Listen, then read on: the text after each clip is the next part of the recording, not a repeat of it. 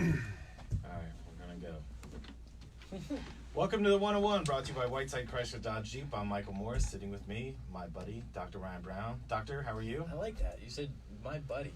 You know, That's good. I feel like I missed you since I had to do a show without Ian. It's like, I'm glad you're here. I feel like we got the whole band back together. Like, I'm McCartney and you're like Linda McCartney and you're playing the cymbals. I feel like that's how important you are to I need this more band. cowbell. Is that what he said back in the green room, though? Yeah. I don't know. Yeah, Well, he doesn't know, he's on his computer. The voice you're hearing is a good buddy of mine, Bob Hayes from Schooley Mitchell, but also, I don't know, what would your title be with the BNI? The King Poobah? I'm the informal, no, I'm the guy, you know, the reason I'm doing that is because I'm the only guy who's been in BNI Chapter, so everyone else is a newbie. Wait, does that mean So, that since I've been in there for a couple months, I could run a BNI chapter? No, Yeah, I don't think- do this at home, right? Yeah, it's not that easy to corral the people we've got in this thing, but I thought this was a perfect. Ryan and I have met several BNI people, small business owners, over the last, I'd say, month or two. But I thought it would be cool to talk about somebody who is in BNI, is kind of running that chapter, but also has like, let's call it a real life, like you have a real job. A day job, yeah. So give us a little background on who you are and where you Wait, come hold on. from. Oh, Ryan's got something.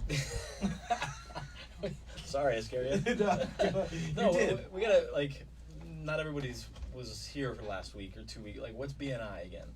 Oh, listen, we've got the guy. This guy can answer. Bob, what is BNI? But you're talking about it like everybody knows. I'm still trying Ryan, to remember. when we talk about something more than twice, everyone gets it, Oh, in my okay. opinion. All right. But you're right, we should ask our guest, define what BNI is. BNI, Business Network International.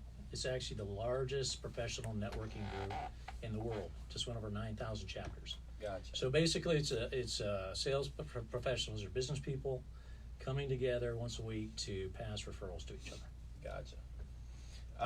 So, is that good for you, Ryan? Yeah. Did so he it's define it? So it's the business networking thing for entrepreneurs, business Did owners. you just call it he does it all professionally, and you say, the business networking The thing. thing, You know, that the- thing that he The does. coffee club every I'll Wednesday. put it in right? layman's terms. First of Yeah. all, it has become a Yeah. huge coffee club right now because we're pounding down caffeine at 7:30 in the morning every Wednesday.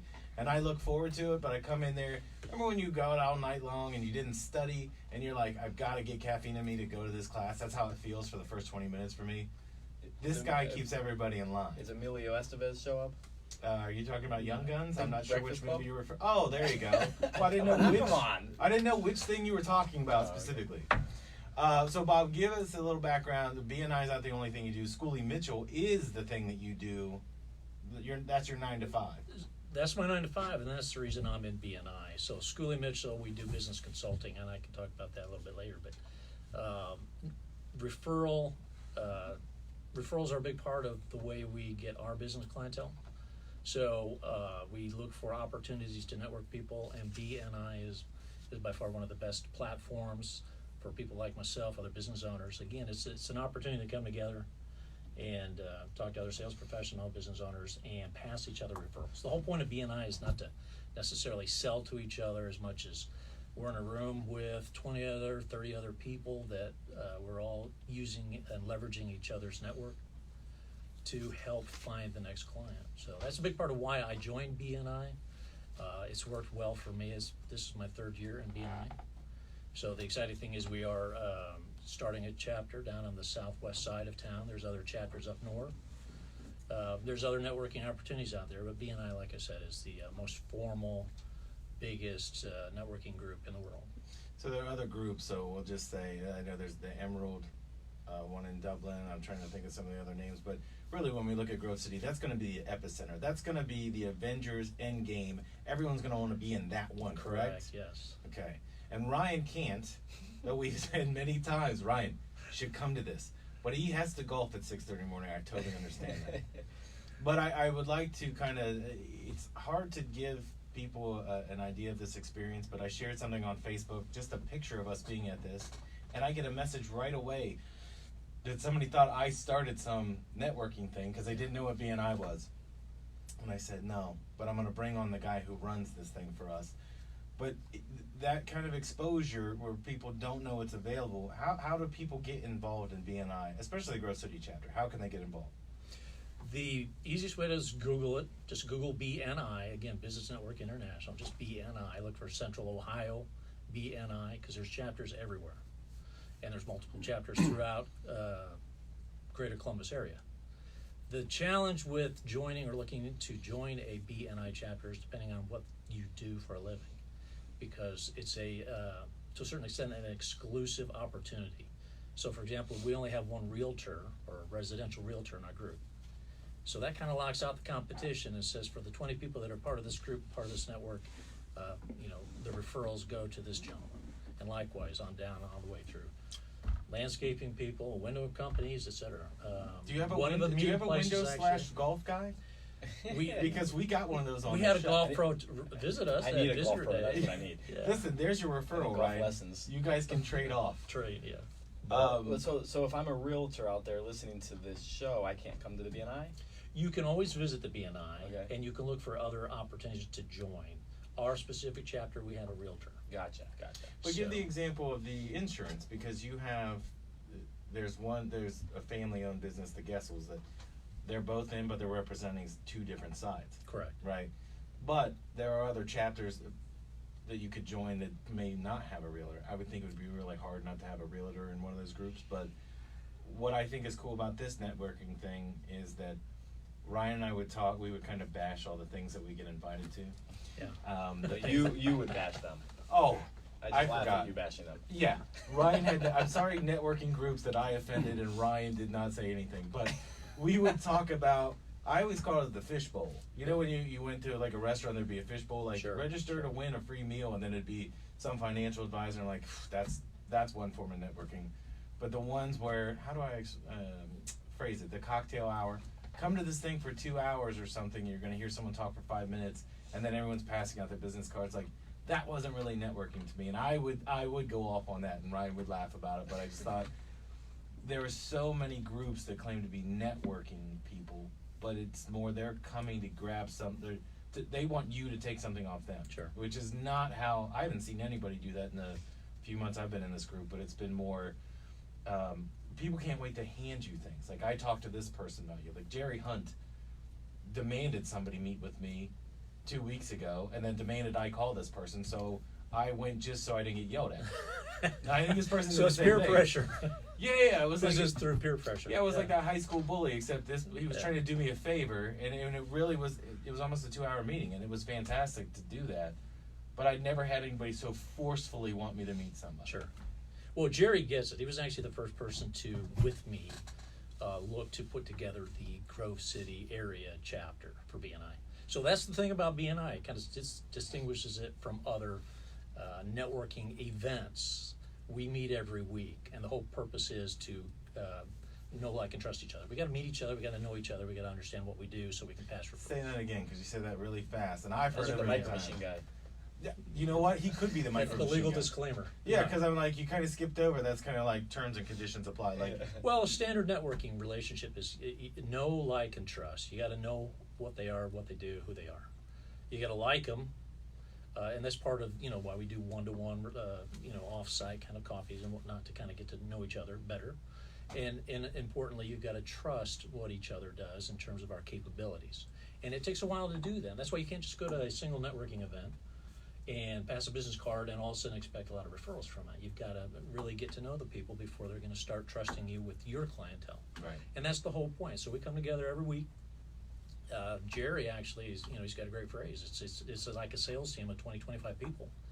So I'm going every Wednesday to meet my sales team. So I'm going to ask, every week I'm going to ask, this is what I'm looking for in terms of client referrals. And we all have our own network of hundreds of people that we know. And you leverage that times 20, 25 people, and all of a sudden we're looking at thousands of opportunities. Well, probably 'cause So, it's probably.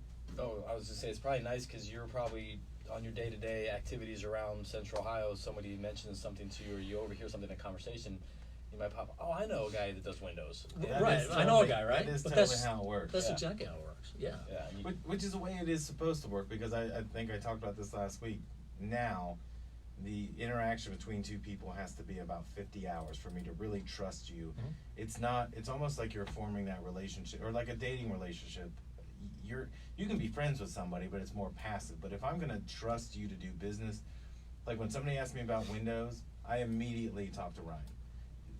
I'm not even talking about price or any of that. This is the guy. If he's not going to take care of it because he's too busy or it doesn't work out price-wise, I know him as a person that he will refer you to someone that can. Same with siding or any of that. If it comes to that, my first person I ask is Ryan because I know he's in that industry. And just like if somebody wants to do something in media, I'm sure he knows somebody really good at media and he will ignore me. Yeah. I'm just kidding. But that's the thing is we built our network doing this show for over a year now, I would say. So, and he was a guest, but that's how we got to know each other. Sure. And then he became like the co-pilot.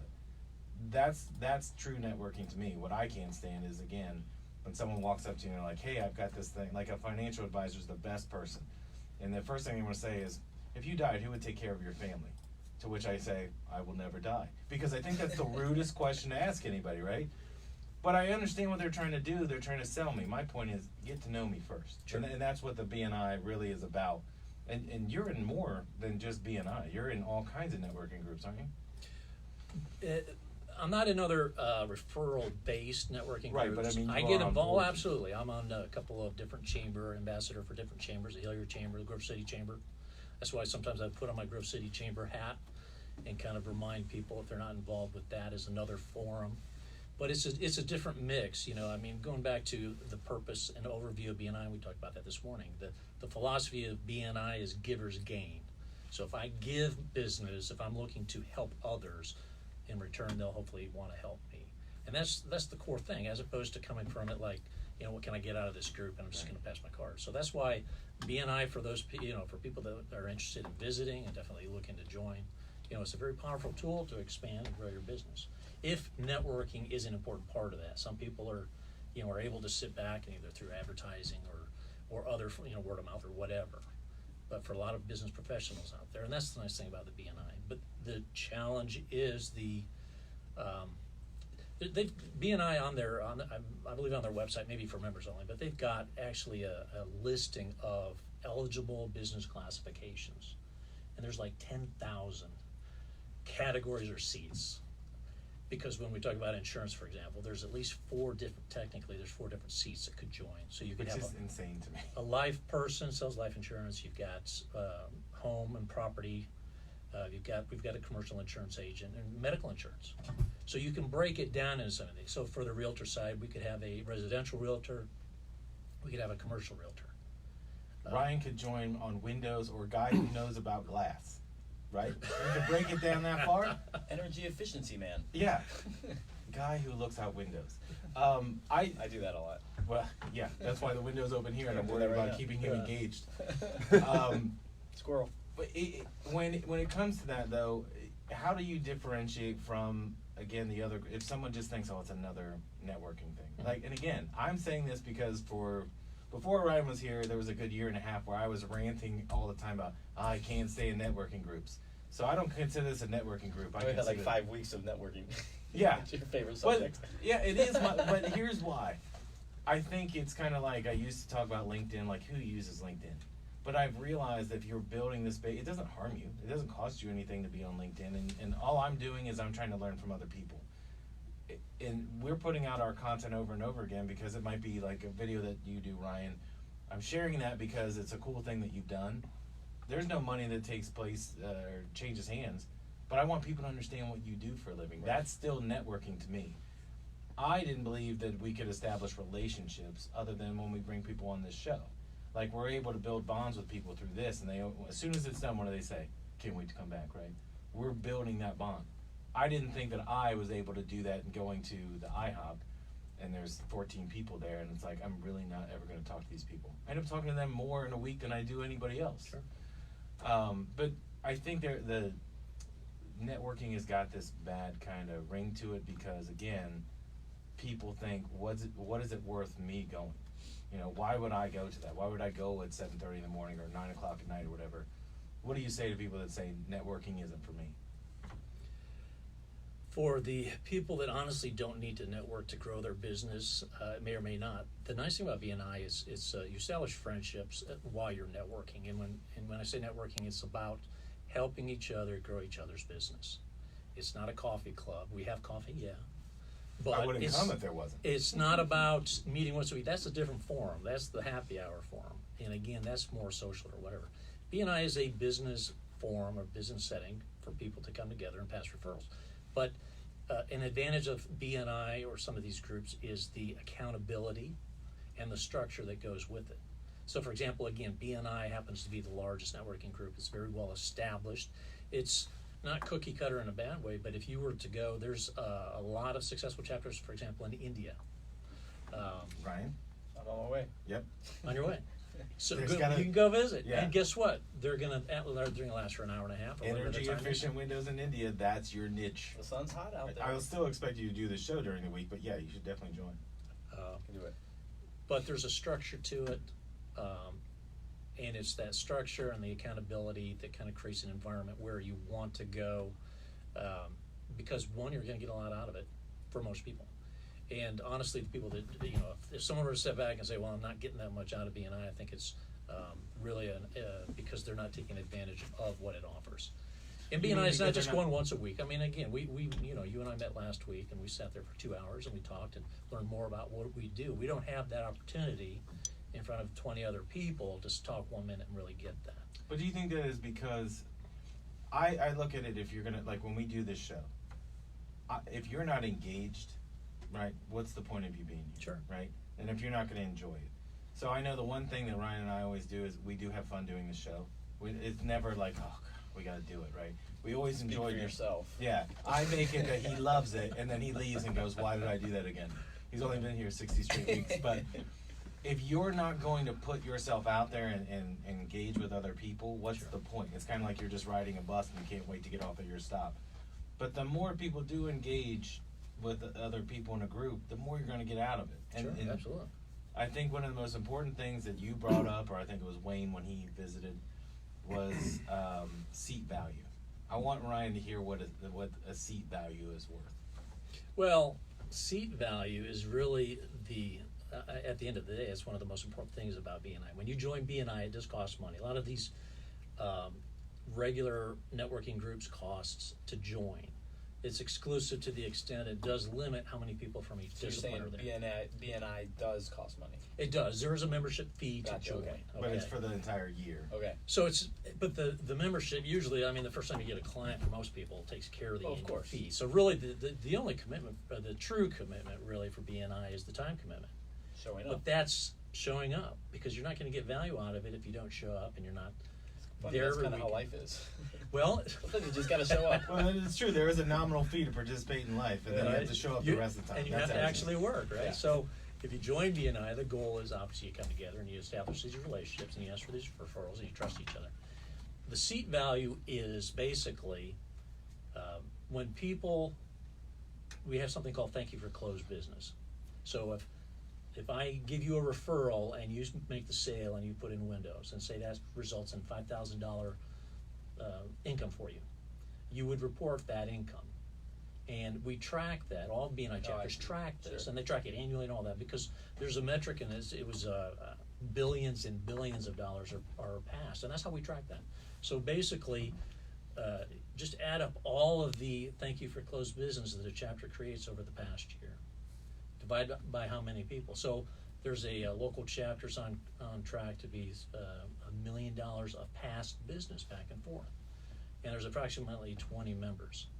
So that means on average, everyone in that group got $50,000 worth of business or income out of just that membership. Right. So an hour and a half once a week, creating that kind of opportunity, and that's the seed value. And there's other chapters that do a lot more and all that. So I talked to a gentleman. The other nice thing about BNI is BNI. People that join BNI are not just kind of coming off the street, spend 3 months there. It's an annual commitment. So people that really join BNI are committed to being there, that are obviously aware of their reputation and want to do good. So a lot of times you can go online and you can find a BNI member in a different city.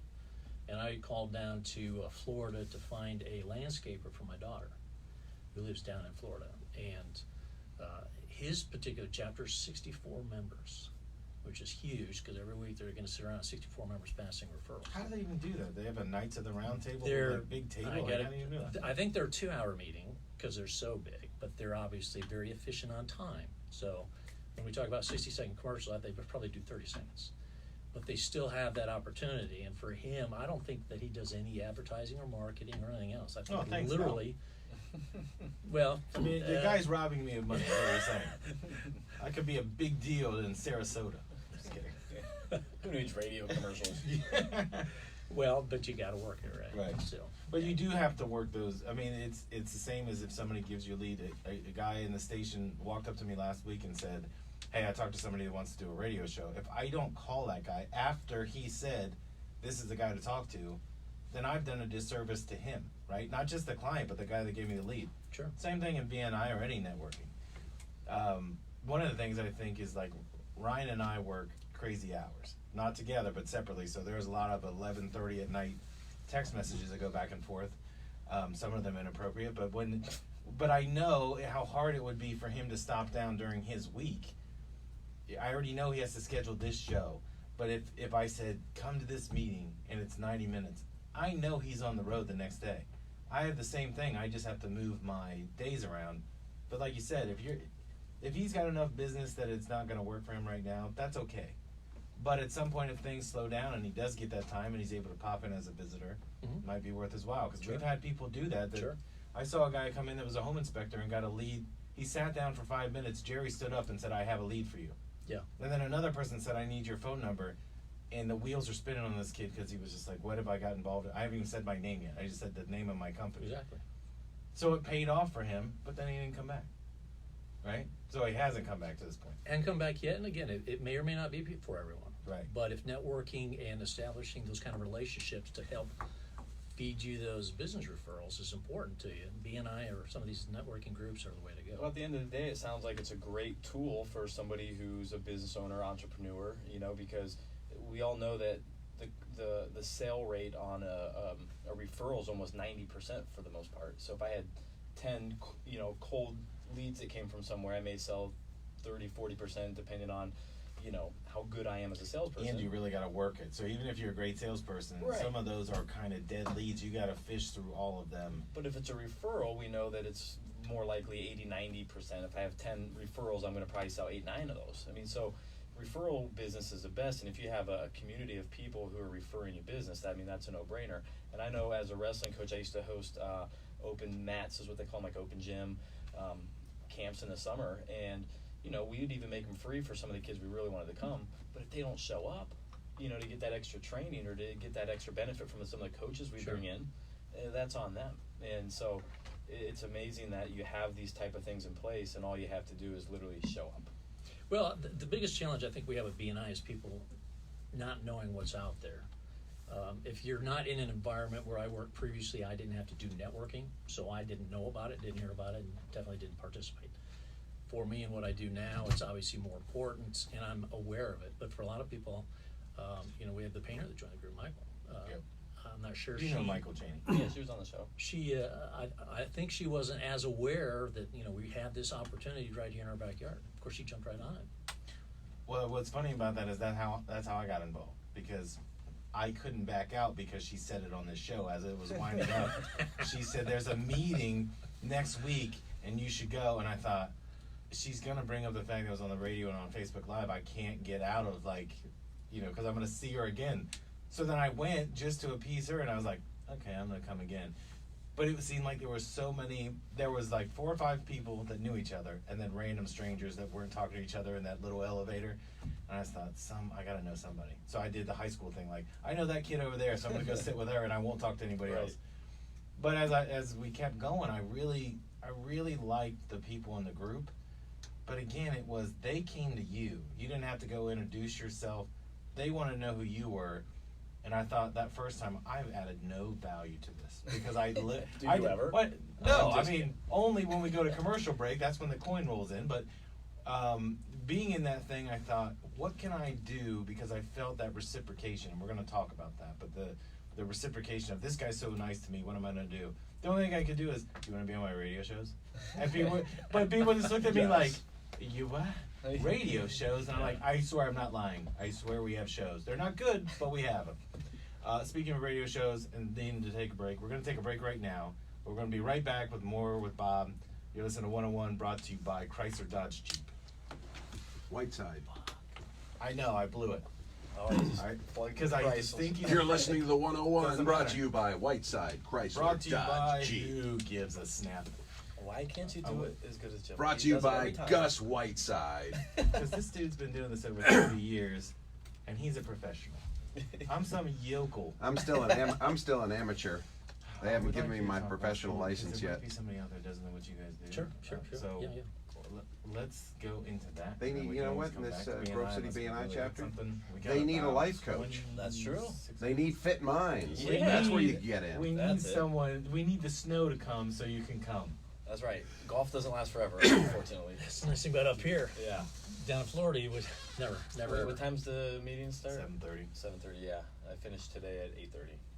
How long did you start at 6:30? Yeah. Where do you play? Well, I'm in like a Sunrise Golf League at Bentry. So The best time to get on the golf course, isn't it? That's Early. Right up there off It 36, used to be a 37. client of mine a long time ago. I used to be up there like Yeah. once a week. It changed ownership, I think. at Well, one now point. New Era Golf, like they bought a bunch of them. They have like 7 or 8 now. Yeah, because Bentry had a sister course too. This is obviously probably 5-6 years ago. But I used to like just go up there and hang out. Yeah. But, the guy that ran it, we got to be good friends, Brent Sheehan, and I would just like hang out. And it was like you just watching people golf all day, getting those Arnold Palmers. That's right. They have a nice little patio on the back there.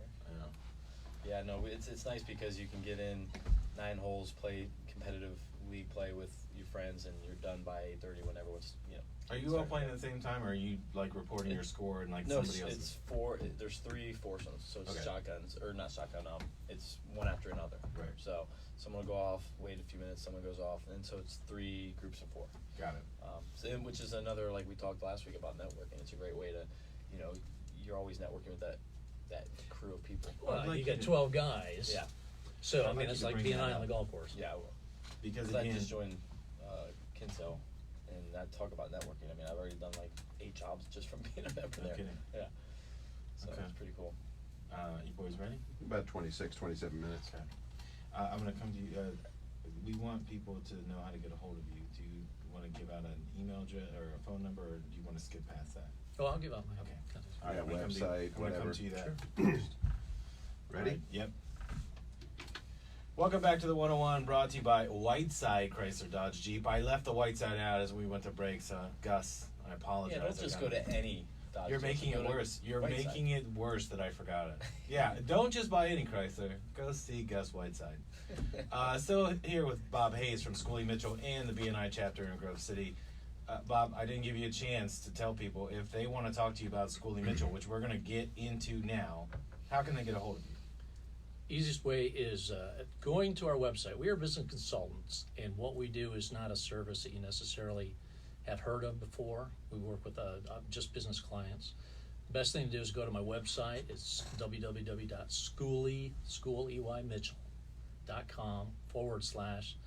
www.schooleymitchell.com/bhays, BHAYS. And they could probably find you on LinkedIn, They can find me on LinkedIn, Facebook. Robert Hayes, HAYS. Tinder, places like that.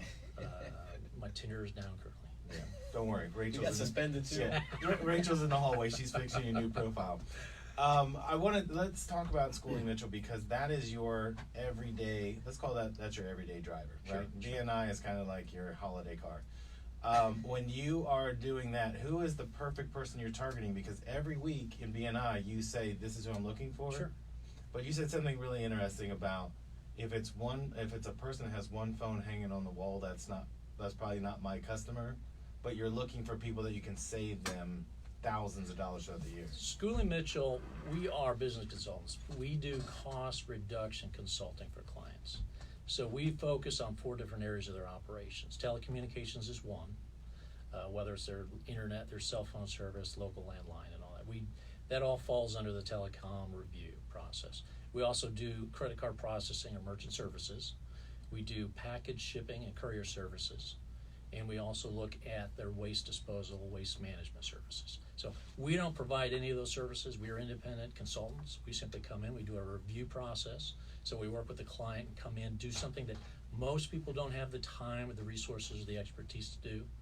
So we'll do a comprehensive review on each and every or any one of these areas for our client.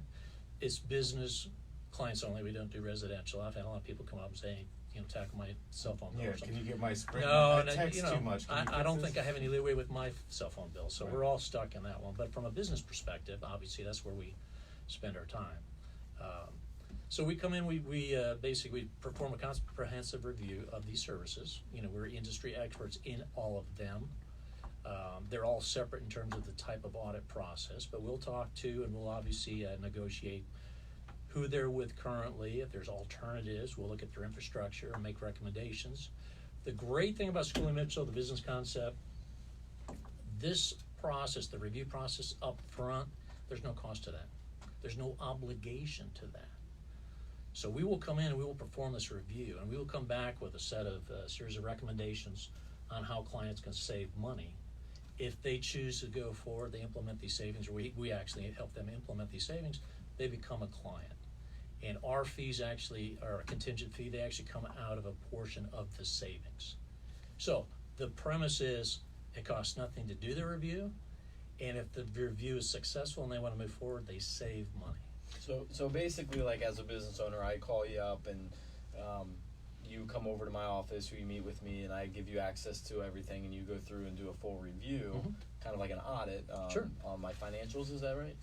Only on your, importantly. When I say we don't- financials, meaning the outgo as far as my bills, utilities, things like that. Correct, whatever we're looking at. So we would look at your telecom bills, your invoicing, contracts, agreements, anything like that. We don't get involved in any financial. And Right. and the reason I say that is because I think sometimes potential business clients are a little paranoid that, we're gonna delve into areas they don't want to really share. But Right. we're not that kind of audit role. We're very specific in the area that we're looking into. Gotcha. So, but we would look at, everything telecom. So forget, your internet service provider, your cell phone service provider, your local long distance services, the equipment that you have. Now, we don't sell equipment either, but we would make recommendations if it led to cost savings. And Right. in today, 2019, there's a lot of technology out there that saves money. A lot of So like instead of my iPad, you'd say get a notebook like Michael. I would, Now listen, I don't need Wi-Fi for this notebook. I'm just letting you know, I'm cutting costs. more in terms of like whether voice over internet or Gotcha. something like that might be a better than having the old the closet, all the equipment in the closet, and all Right. the analog systems and on. There's still people out there that have older equipment. They're paying a DOS. premium for that. We're in a building that has that older equipment, and we're broadcasting with it. I think Michael Nice. uses the same computer Doogie Howser used. Yeah, I do. Everything's a black screen and just green writing, but it's working out. I have a question for you, and you might not know this answer, and it's okay if you don't. But is it more kind of like the Wild West, like you're finding these mistakes because in 1996, the Federal Communications Act, it deregulated a lot of industries. So I think people are just taking it.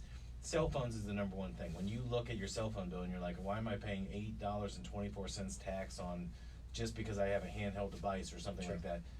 Those are things you're looking through and you're saying these are outdated and they're just been left on your bill. I know it's not those minute, but you're probably looking to save somebody $3 to $5 grand a month, and then over the course of a year, it's $36,000 to $60,000 in savings just finding little errors, right, or things they can clean up. It's all of the above in terms of our review. So it's not just, we look at billing errors, we look at cost overcharge, we look at the discounts or the rates that they're paying, we look at alternate providers. Now, the nice thing is 80% of the time we don't recommend a switch in provider, so it's not about coming in, and again, we don't represent anyone. So when we come in and do our review, it's not about, hey, they're having a special, switch to them. Yeah. It's, if you can stay where you're at, that's great. But I've had clients that are paying $1.27 a minute for their long distance. Oh yeah, that you said that the other day. Yeah. Who's doing that? Is people still using that Like 10, 10, grandma. 3, 2, 1? All those gimmicks back then. It was like 8 cents long distance. I don't think I'm Sure. paying long distance at all. Well, they had a grandfathered plan through a national provider, and it's the old saying, you don't know what you don't know. So that's the whole point. We come in and do a review. We find those kind of things. Now, not every client obviously has that kind of Right. error, if you will, but we look at all that, the categories of cost overruns, cost billing errors, contract errors, discounts, what you're paying providers. We do all that. We make recommendations, and again, it's a similar process for the other three areas. The credit card processing is a big area for us. It's the That's gotta be same huge right thing. now. There's a lot of providers out there. It's just like there's a lot of car dealerships. Some are better than others. For Whiteside Chrysler Dodge Jeep. Thank you, Bob. There's my plug. You can pay different amounts for the same services. Now, obviously, people have different levels of customer service and support and bells and whistles and all that, but we help analyze all that on behalf of the client, save money. When you talk about size of clients, I like to share some of our success stories to kind of illustrate the size and scope of our clients. We are small to medium-sized business clients. So if someone's got one phone, probably not a lot of value we can do. If they don't hardly accept any credit cards, probably we're not, there's not really a market for that kind of coming in and helping them with that. But that being said, we still help anywhere from 5 to 10 employees on up to medium to even large size companies, $250 million companies we work with. One example I use to kind of illustrate, again, the size and scope of what we do at Schooley Mitchell. We had one of our offices help a client save over $900,000 a year on their credit card processing. So some $1 million a year on just reducing the credit card processing costs. What was the reaction to that? Like, I would, had to be ecstatic. wouldn't you love to be the fly on the wall to see the president, the CFO, say, the good news is we saved you $1 million. Were you in charge of Steak and Shake not using the chair anymore? Oh yeah, I don't think I told him that story. Steak and Shake, but this ties in. Yeah. So companies are looking for a way to cut costs. So somebody probably, like what? But who is the monkey on the unicycle that goes, I got it? So the CEO or CFO of Steak and Shake says, we're getting our tail kicked. We're going to take cherries out of the milkshakes, and that's going to save us $1 million.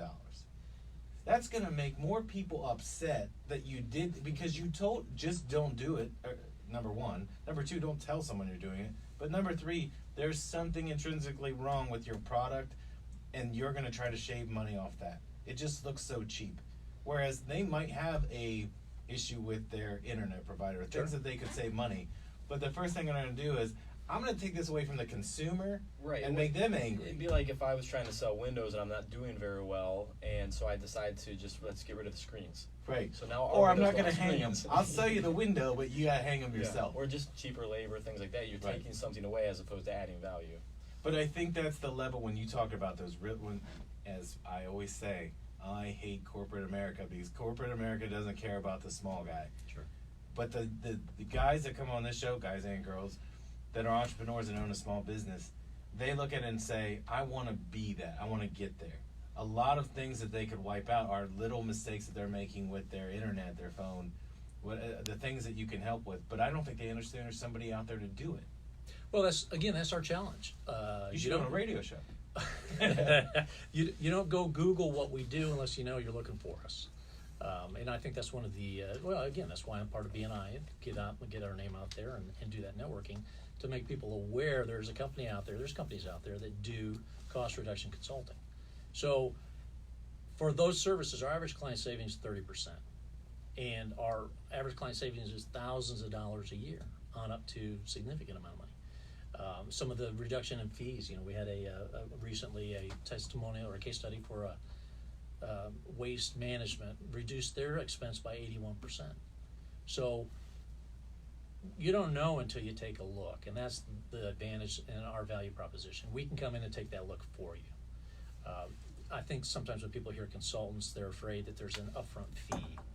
Here's my $5,000 retainer. Right. What can you do for me? I promise you something. That's don't the charge biggest upfront. misnomer, I think, when you say that, because you are consulting somebody on their stuff. But if Ryan wasn't Freedom Windows and he was Freedom Windows Consulting, I would automatically go, well, he doesn't know how to do it. He's just going to look at things, right? Right. You said this to me, whatever it was, a week ago. The hardest part is there's no upfront fee. You just want to get a chance to do the work. Sure. Ryan, how many times have you given somebody a free quote and they're waiting for you to give them the stinger of like, here's the bill? Right. All the time. But people honestly don't believe it. Like we always say all the time, I'll meet with anybody once, and it doesn't cost anything. I'm just going to tell you exactly how you should do it. If you want to use us, fine, whatever. And people don't believe it because they're waiting on me to give that press hard. There's 3 copies. Right. But you said that might be the biggest hurdle for you is that people don't understand. You're not billing them to come and look at their stuff. It is if they're going to retain your services.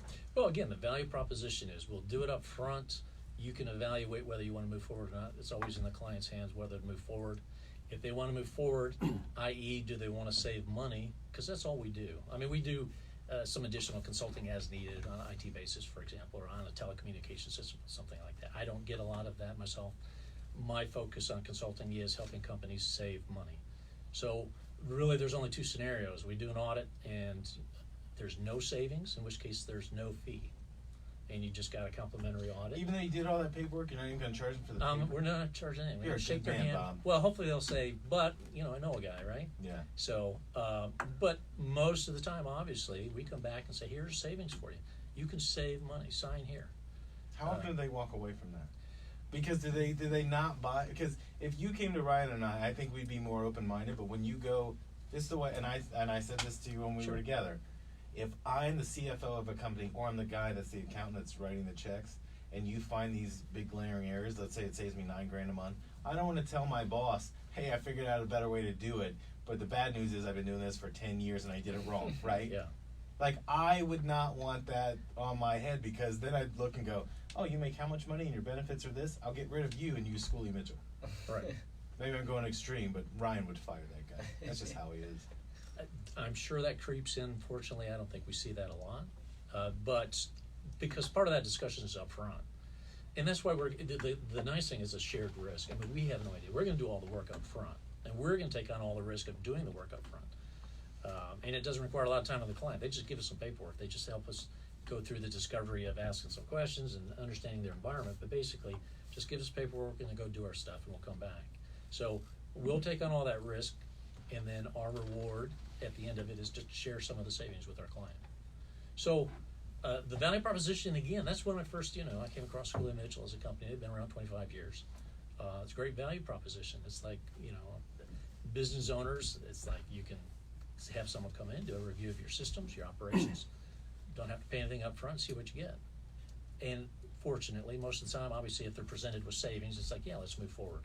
Because that discussion happens up front. We have a service agreement where we do talk about the fact that, you can't really take our work and go duplicate it. Right. And hopefully I'll never work with someone who says, thanks, Bob, see ya, and then turns around and, makes all phone calls and does everything. To you. I'm totally saying that. I'm going to tell you right now on the radio. He's going to open up Schooley Morris. Yeah. Be over at the home office and going, why do you have all these pictures of the Rock up? That's not your business. Save me some money. Yeah. Get rid of those cherries. Yeah. When you're dealing with people, are they referrals that you're getting? Is that where you're getting the most of your business, or are you just cold calling? Because everybody that's a small business owner hates cold calling. I know I hate it. Sure. But are you doing a mix of both? Because again, you are essentially running your own small business. You've got to keep the pipeline full. Where are you getting the most bite? The strongest, and this goes to your point, right? The strongest referral and testimonials are the strongest. I mean, you talked about that earlier when we were talking about BNI networking. That warm referral is what pays off probably the best. If someone can be a testimony to, either us as a service, or obviously if we've been successful in helping them as a client, that's the best. Networking is important because, again, it's about talking to the right people in the company. Usually we like to talk to the owners or the controllers or CFOs, a financial decision maker in the company. Ryan, you Well, end up. Oh, sorry, I was I going was gonna say, in other words, what you're saying, if I understand you correctly, is there's leads that you can get, and then there's referrals. And I always separate them, because even though a referral's still a lead, somebody saying, here's John and Mary Jones, here's their phone number, address, whatever. The source, if it's from somebody who knows them personally, and they send it to you, that's a much more likely going to convert into business. Versus, for instance, I've been a part of a lot of different things like Angie's List, Sure. even like Better Business Bureau, Home Advisor, things like that in the industry, where you're paying for that name and number. So John and Mary Jones with his name and number and address, cost me $100 or whatever. And then I'm calling them, 4 or 5 other contractors are calling them, versus being a part of a networking group. Or in my case, I go golfing, and I'm a member at a country club, and we go out and I network with all the people that are members. And when I get a John and Mary Jones name and number and address from one of those people, almost every time it turns into business, because Sure. I'm coming out and I'm representing the person who referred them, versus just somebody's calling them. Absolutely, and that's very There's a long powerful. way of that, kind of getting that made Well, sense. sure. But And see, that- I think that's an awesome thing. Like, I can't golf. and I've told this story before. When I didn't know anything about golfing, and I was in college, and the only way they didn't have left-handed clubs, so I had to learn in a class to get a credit. This was a real college, by the way, Ohio Dominican College. Thank you very much. But I had to learn right-handed. Well, I'm not right-handed. Like, I don't do that. So I learned to do it backwards, and then people are like, you got to learn to golf so you can be like Ryan's on the. He's with like heavy hitters.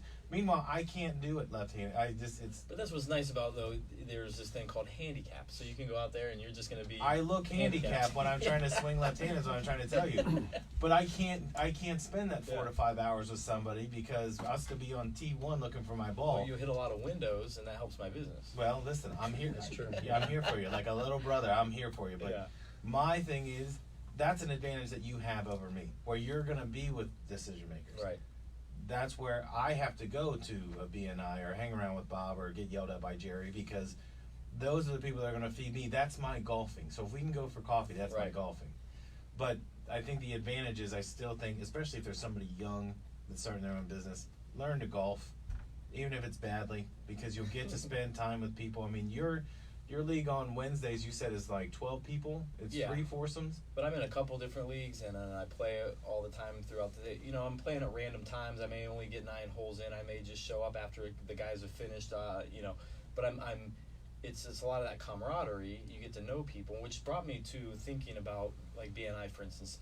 Do you guys vet the people, or you just allow anyone to join? And the reason I say that is because, well, I guess if anybody can join, and you're referring somebody within the network, it made me think of it when you called down to Florida. You said looking for a landscaper.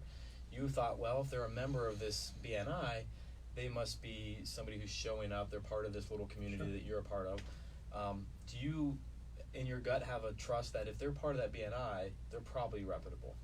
That's a big part of it because, again, yeah, there is a vetting Like, process. do you throw actually. somebody out if they're, you know, just kind of a snake? Like the used car dealership guy comes in with his hair slicked back and he's like, "Yeah, I'm here to network." And you know, and he starts What's it going to saying take to stuff. get you in this Hyundai? Yeah, but he starts saying stuff, and you get to know him. Because the thing about golf that we talked about a couple weeks ago is, if I see somebody cheating their score, you know, I may not say anything, it's no big deal, but in my mind, I'm like, you know, maybe that's a little bit of an integrity issue. Sure. And maybe I don't want to refer this person, one of my clients, you know. Sure. Do you see some of that stuff in BNI?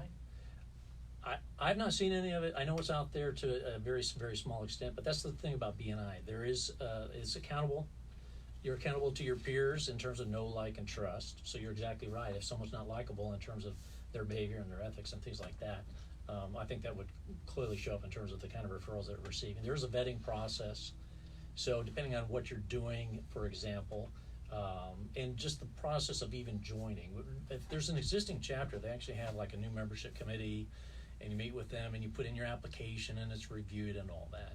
So I don't think they ever credit checks or anything like that. But the point is, there is a certain amount of that naturally happens as well as through the process of joining. I was just really concerned because you let Michael in, so I'm like, well, if You mean Michael Chaney? Because this guy is trustworthy. Michael Bliss is trustworthy.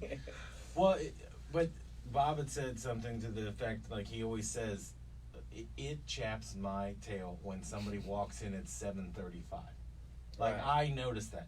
But that is policing yourself. If you're always late or you're not showing up on time, I don't care how nice you are, you're not getting my bit. And that's just me, because I'm a little bit uptight about time. But my whole life is about time. right. But if you're not respecting someone else's time, I look at it and I'm like, I would never do business with you. I may like you and talk to you like you said in your golf group. If you're cheating, playing a game, if you can't show up on time at 7:30, I don't care if you're in the parking lot. Like, I'm in the parking lot at 7:25 waiting to see Bob come in because I'm like, now I won't be the only idiot that's just standing around. We can do it as a group. But when someone walks in late, that already goes, no, I'm not. I would never do business with you. Sorry, I was late today. But again, that's just me. No, listen, I'm just kidding. You're a doctor. You get like a 10-minute window. Hey, I was on time. I was early. Hey, if you have doctor in front of your name, you do get extra time. You get extra 5, 10. I think it's 10. It's 10. 15 if you're a professor. But Oh, we're okay. getting into the weeds here. Bob, the thing I was curious about is when you look at this group, because you're the figurehead here. Do you take it and look at this and say, I'm growing this for me, or I'm growing this for the city that we're in? Well, just to clarify, I am the de facto person running the group because, again, I was He's BNI. trying to be kind. BNI is much larger than Bob. This is I don't this think is so. the Grove City chapter. We're Right. all equal members, obviously. I just happen to facilitate it within the structure of BNI as we're looking to form it. Wayne Horowitz, the executive director of BNI Central Ohio, is obviously is part of his network of BNI chapters. He comes visits us and helps us to get up on board and all that. So I personally joined their group. I joined BNI a couple of years ago specifically so I could help grow my business. The nice thing about it, in not quite as fun fashion as, for example, a golf league, is you also get to meet a lot of nice people and establish friendships and rapport and all that. But at the end of the day, BNI is about establishing business networking, professional relationships to help you grow your business. I think it's a perfect segue into the fact that we're going to invite visitors at some point. We always invite visitors, but Every week they're welcome, every week. so if somebody wants to get involved, who would they contact? They would go To the Grove City one specifically, because you can go to any BNI. But if you want to meet Michael Morris, if you want to hang out and watch me drink 3 pots of coffee, come to the Grove City IHOP. Well, importantly, our chapter, because it's forming, has a lot of open positions. So there's more opportunity depending on what people are doing. They can go to, we've got a Facebook page. It should be under Grove City BNI right now. That's going to have information where we meet and some, obviously, information about the membership and all that. We're also on BNI Central Ohio's website. And it's kind of a central hub. It's going to list all the different chapters. So, but you can find local chapters. There's a map feature or something, and it's going to show us down in the corner. Again, we're the only one on the southwest side of town. So for people that are doing business anywhere from central through the southern half of the city, which is a pretty extensive geography, we are the BNI chapter to come visit. And again, I think what we'll do, I think we've got a full lineup of BNI people that have small businesses coming on, but when we get closer, I think Ryan and I will make an announcement about we have informal visitor days, but we're going to have a more formal thing coming up for the Correct. BNI. Yeah, we'll do it. That was the best part, is everybody kind of going back, what date works for you, what date works for you, and it's like, they have to be on a Wednesday, bro. Like, we have to figure this out. And then if they want to get a hold of you again for Schooley Mitchell, how could they do that? Schooley Mitchell, Mitchell.com/B Hayes, BHAYS. The nice thing about that, go to the website. It's going to have information about what we do in our services, and it's going to have all my contact information. Ryan, we're coming to that point in the show where you like to derail me before we leave and bring up a book that you've read or a children's cartoon. Do you have any of that before we leave? Because I want Bob to be impressed with your knowledge of reading. well, I guess I like children's books. I didn't even know. Yeah. No, I don't have anything new this time. That's okay. Yeah. And things at Freedom Windows, how can people get to be a part of that? They can't get in your golf league because apparently that's closed off, but Freedom Windows, how can they get a hold of you? If you want to play golf with me or buy some windows, call 877-WINDOWS. It's a pretty easy number, 877-WINDOWS. But you got to look at your phone and figure the Windows part out. Do you know what it is? I don't. You put him on the spot. I was going to ask, but I thought I don't want to make him look bad as we're leaving. Yeah. But he did make me feel bad about missing the Whiteside thing before the break. I did say Chrysler Dodge Jeep, though. So give me some credit. Bob, thank you. And I feel like we've now spent about 9 hours in 2 weeks together. We've got to cut this back. Ryan, the same thing. I only see you 2 hours. But that's going to be it for this week. Jim's got something. How do folks get a hold of Morris Media? You know what? This is not about Morris Media, but if you want, you can And what follow. books have you read? Yeah. If you really want to know, I just read the Joker Harley Quinn comic. If that's what you need to know, I mean, it was only 28 pages. That's but great. That's go out great. and get that. Go to Barnes & Noble, read up, and if you want to follow us, you can go to Instagram, Morris Media Columbus, and you can see clips of all these shows. That's going to be it for this week. You've been listening to 101, brought to you by Whiteside Chrysler Dodge Jeep. We'll see you next weekend.